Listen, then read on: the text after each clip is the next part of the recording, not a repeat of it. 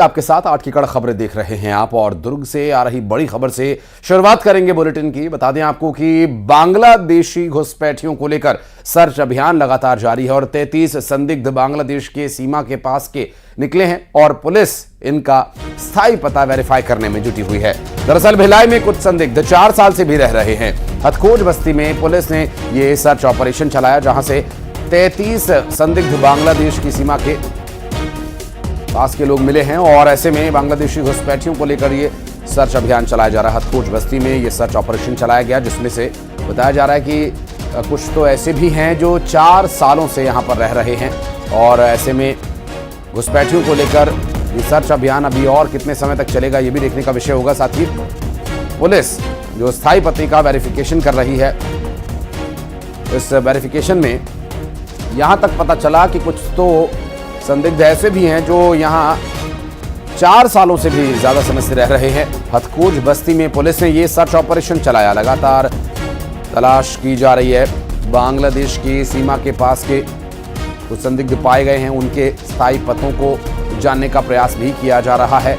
Police verify करने में जुटी हुई है जो यहाँ पर रह रहे लोग हैं वो असल में कहाँ से हैं और कितने समय से यहाँ पर आकर रह रहे हैं, और जो बाहर के या खास करके बांग्लादेश के जो लोग हैं उनके बारे में जानकारी ली जा रही है। और संभव है कि आगे आने वाले समय में इन्हें डिटेंशन सेंटर भेजा जाए या फिर वापस भेजने का भी प्रयास हो सकता है। बात करेंगे हमारे सहयोगी मिथिलेश ठाकुर इस वक्त हमारे साथ जुड़ गए हैं।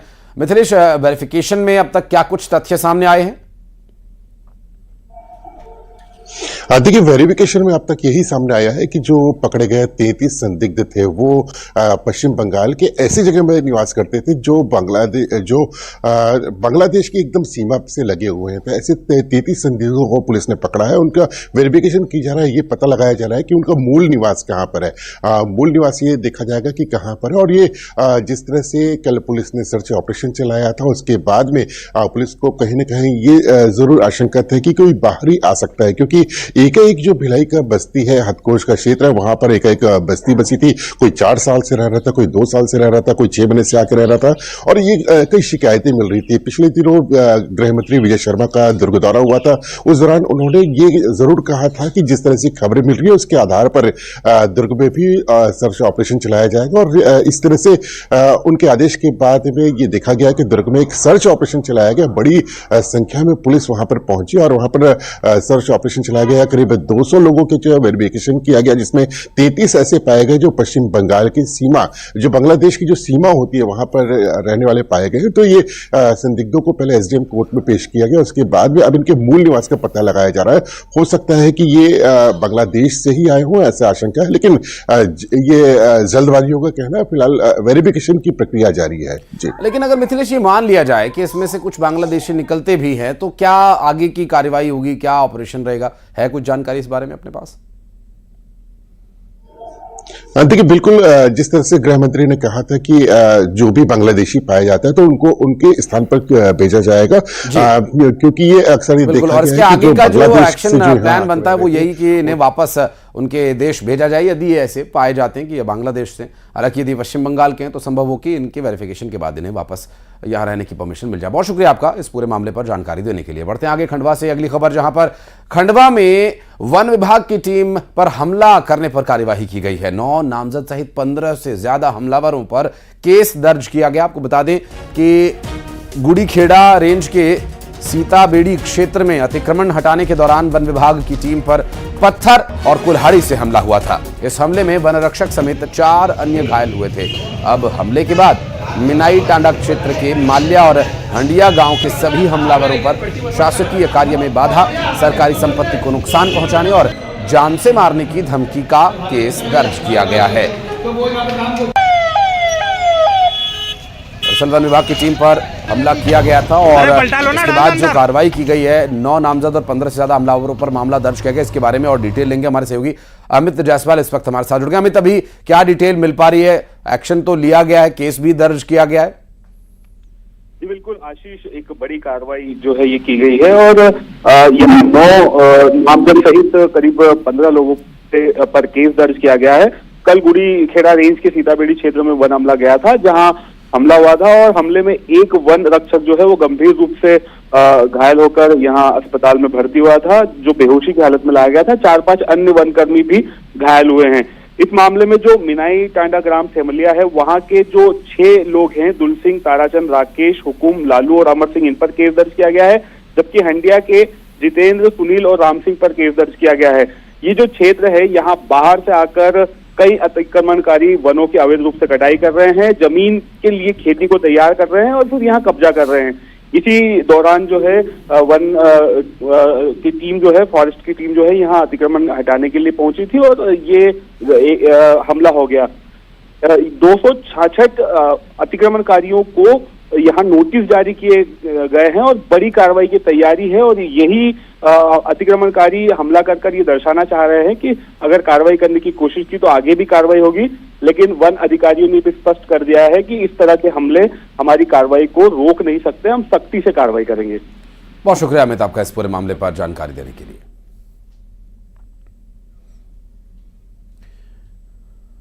और अगली खबर हैदराबाद से, जहां अभिनेता अल्लू अर्जुन अब जेल से बाहर आ गए हैं। पुष्पा फेम अल्लू अर्जुन हैदराबाद की चंचलगुड़ा जेल में थे और उन्हें अब जमानत भी मिल गई है। दरअसल जमानत मिलने के बाद भी उन्हें एक रात जेल में ही बितानी पड़ी और फिर तड़के जेल के दूसरे गेट से उन्हें बाहर निकाला गया। हाई कोर्ट से अल्लू अर्जुन को 4 सप्ताह की अंतरिम जमानत मिली है और इसके बाद भी अल्लू को जेल में रात बितानी पड़ी।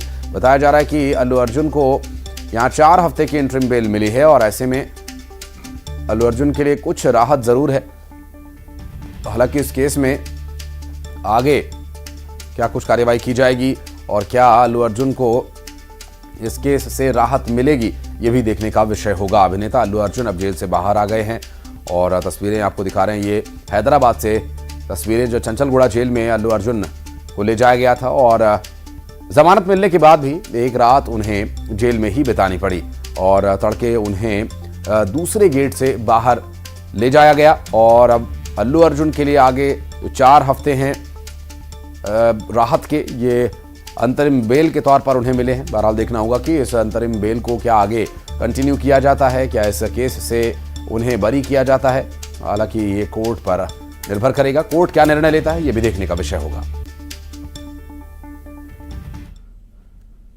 और अब बात करेंगे सर्दी की, और मध्य प्रदेश में ठंड लगातार अपना असर बढ़ा रही है, तापमान घट रहा है। 18 जिलों में शीतलहर का असर देखने को मिल रहा है। पहाड़ों पर बर्फबारी और सर्द हवाओं का असर यहां मैदानों में महसूस हो रहा है। दरअसल 16 दिसंबर तक सर्द हवाओं का ये दौर इसी तरह से जारी रहेगा, ऐसा दावा किया जा रहा है। और सर्दी लोगों को ठिठुरने पर मजबूर कर रही है। कई जगह कुछ एक समय सारणी में बदलाव भी किया गया स्कूल्स की, जो स्कूल सुबह जल्दी 6:30 या 7 बजे से शुरू होते थे, उन्हें समय बढ़ाकर 9 बजे तक भी कर दिया गया है। 9 बजे से स्कूल्स बच्चों के लग रहे हैं और ऐसे में इस कड़ाके की ठंड में लोग अलाव का भी सहारा ले रहे हैं और रास्तों पर अपेक्षाकृत कम लोगों की आवाजाही देखने को मिल रही है।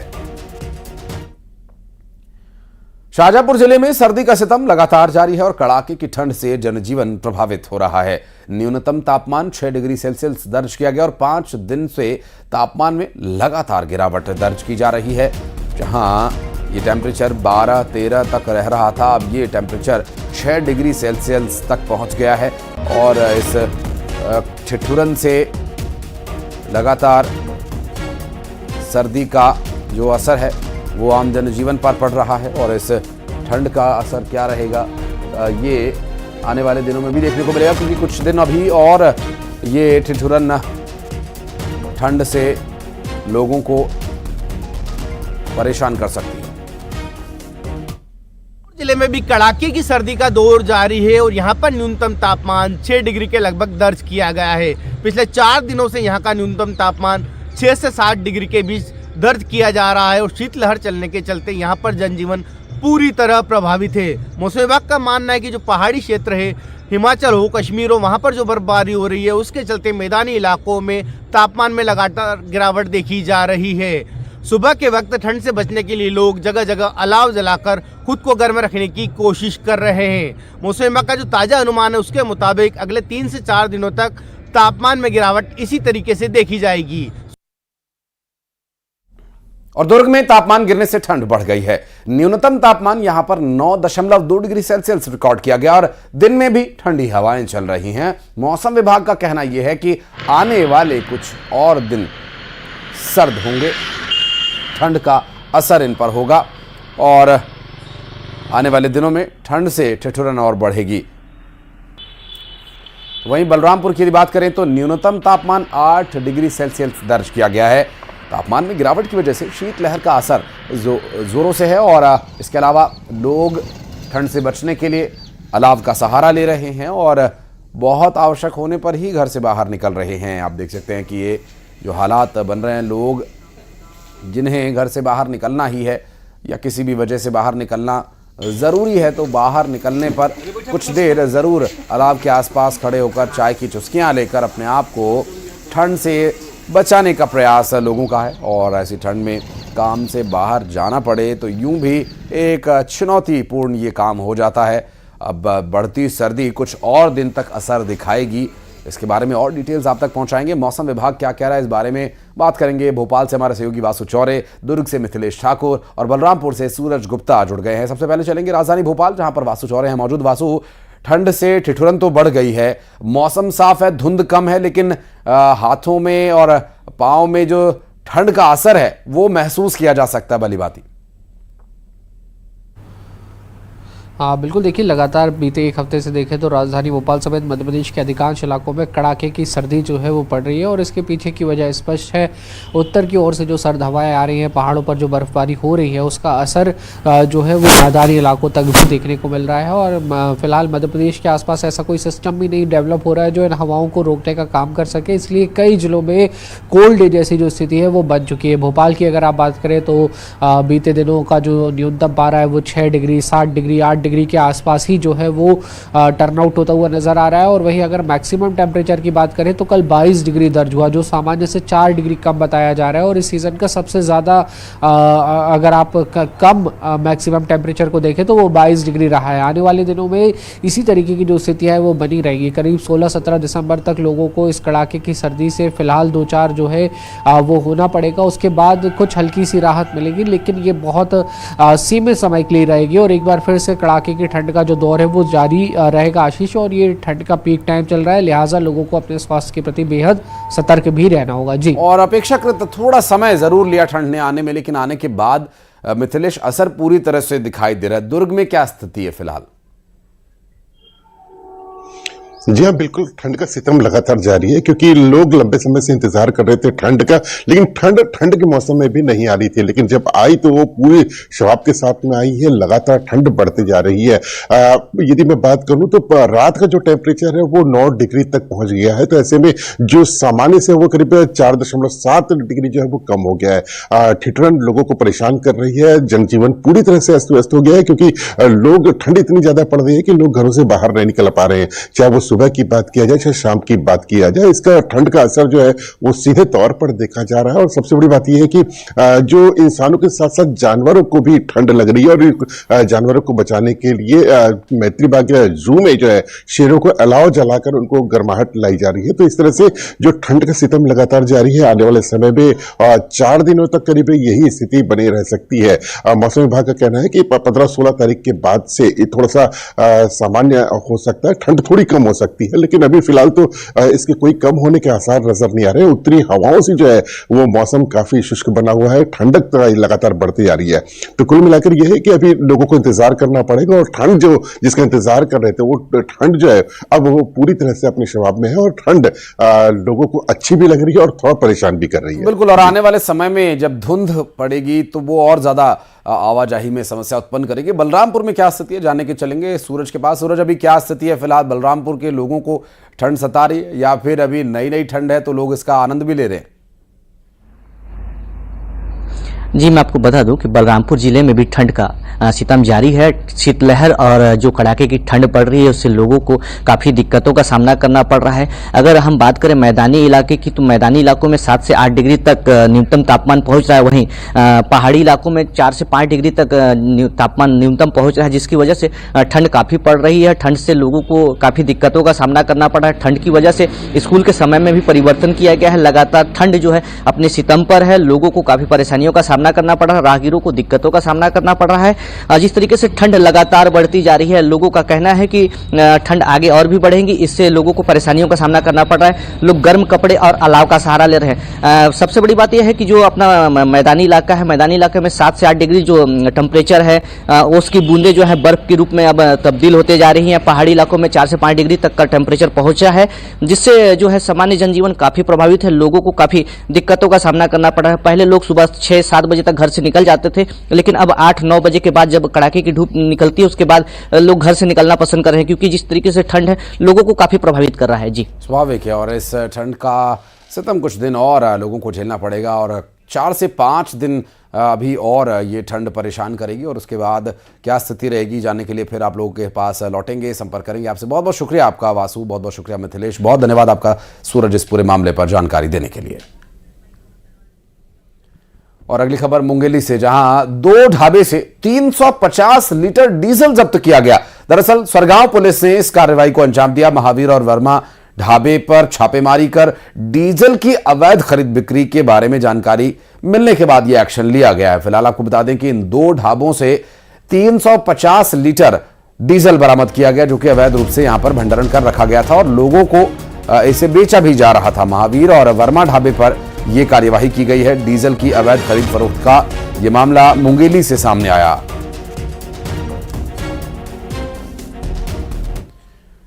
और मध्य प्रदेश के मुख्यमंत्री डॉक्टर मोहन यादव आज शहडोल के दौरे पर रहेंगे। सुबह 11 बजे आरसी आइलैंड का वो लोकार्पण करेंगे, और उसके बाद करीब 11:30 बजे ब्योहारी में आम सभा को संबोधित करेंगे। इसके साथ ही यहां 31 करोड़ 68 लाख रुपए की लागत से 22 विकास कार्यों का लोकार्पण और 320 करोड़ 17 लाख रुपए के 40 विकास कार्यों का भूमि पूजन किया जाना है।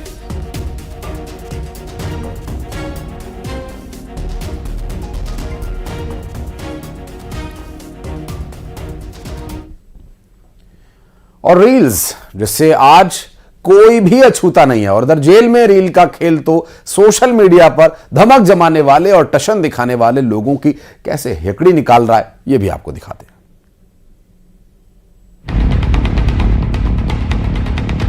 इन्हें पसंद गोली की बोली,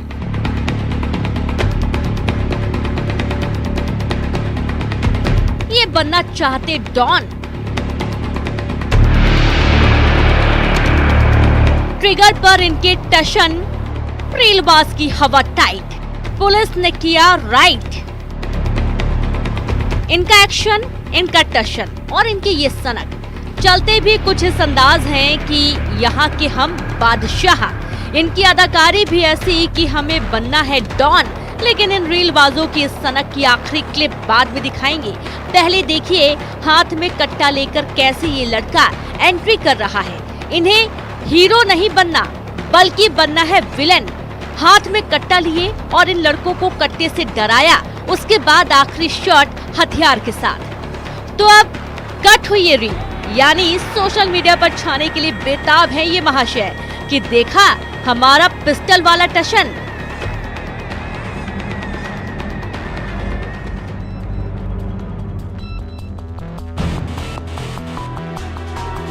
यहाँ तो दूसरा लड़का एक कदम आगे है।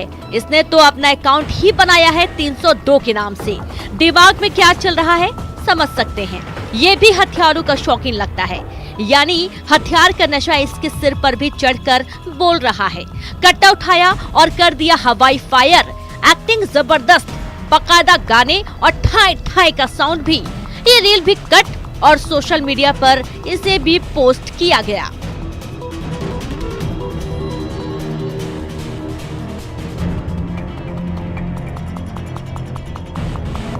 अब एक और रील दिखाते हैं, लेकिन इस रील में ना हथियार होंगे, ना ही इन रीलबाजों का टशन, ना ही सोशल मीडिया पर हथियार वाली रील पोस्ट करके ये धमक जमा पाएंगे, क्योंकि ये रील पुलिस वालों ने बनाई है, पोस्ट नहीं की है। लेकिन वीडियो देखिए, जो हथियार के दम पर रौब दिखा रहे थे, उन्हें ऐसा महंगा पड़ा इंस्टाग्राम पर ऐसी रील पोस्ट करना। छतरपुर में अवैध हथियार के साथ रील बनाने वाले अब डरे सहमे हैं। श्रीमान पुलिस अधीक्षक महोदय द्वारा लगातार जो सोशल मीडिया पर रील बना रहे हैं, 302, 307 डॉन माफिया जैसे शब्दों का प्रयोग कर रहे हैं और हथियारों का प्रदर्शन कर रहे हैं, उन पर कड़ी कार्रवाई हेतु निर्देशित किया गया था, जिसके पालन में जितने भी इंस्टाग्राम की जानकारियां प्राप्त हुई हैं उस पर हथियारों का प्रदर्शन किया गया है। उस हथियार में संबंधित को व्यक्ति को पकड़ा गया, पूछताछ की गई है और कईयों से हथियार मिले भी हैं। ये सोशल मीडिया पर प्रदर्शन करते हैं, भय का माहौल बनाते हैं और अपने आप को गुंडा माफिया इस तरह से प्रदर्शन करते हैं। पुलिस की नजर ऐसे सोशल मीडिया अकाउंट पर गई, फिर तो एक के बाद कई रील पुलिस वालों की वर्क दृष्टि हुई और अब इन रीलबाज के चेहरे की हवाइयां उड़ रही हैं। ऐसे रीलबाज की रील वाली हेकड़ी पुलिस वालों ने निकाली छतरपुर में। नरेंद्र सिंह परमार के साथ bureau report, news 18, Madhya Pradesh, Chhattisgarh. और अब बढ़ते आगे, फटाफट अंदाज में दिखाते हैं आपको 20 बड़ी खबरें।